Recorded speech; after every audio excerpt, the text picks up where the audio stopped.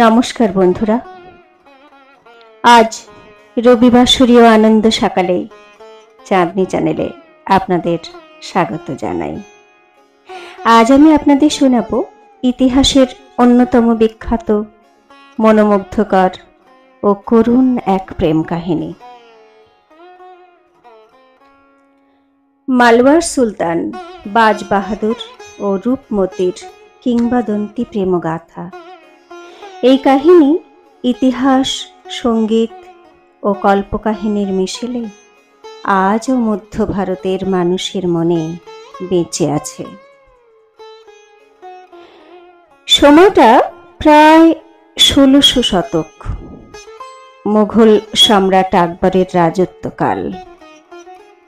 স্থান মান্ডুর, বর্তমান মধ্যপ্রদেশ। এক পাহাড় চূড়ায় অবস্থিত রাজপ্রাসাদ,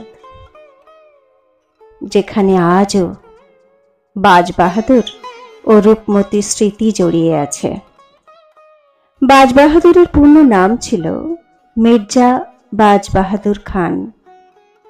তিনি ছিলেন মালওয়া রাজ্যের শেষ আফগান সুলতান। তাঁর রাজত্বকাল ছিল ১৫৫৫ থেকে ১৫৬১।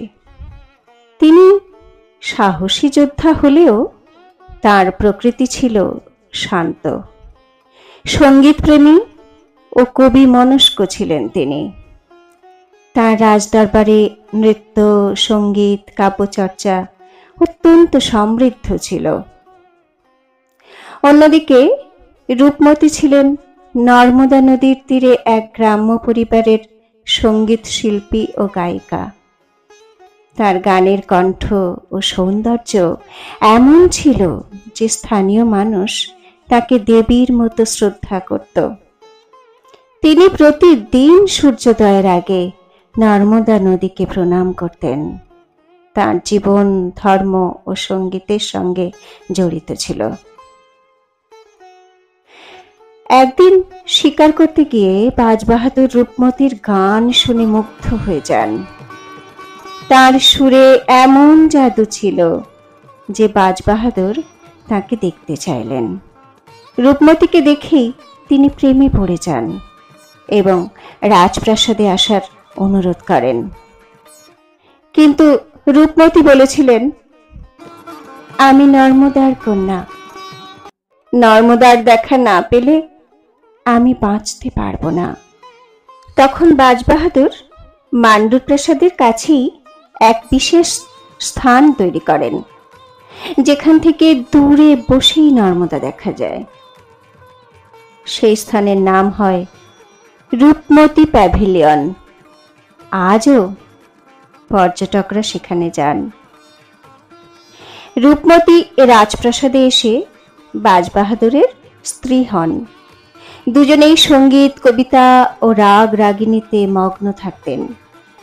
রাজদরবারে প্রতিদিন সন্ধ্যায় তারা যুগল গানে অংশ নিতেন।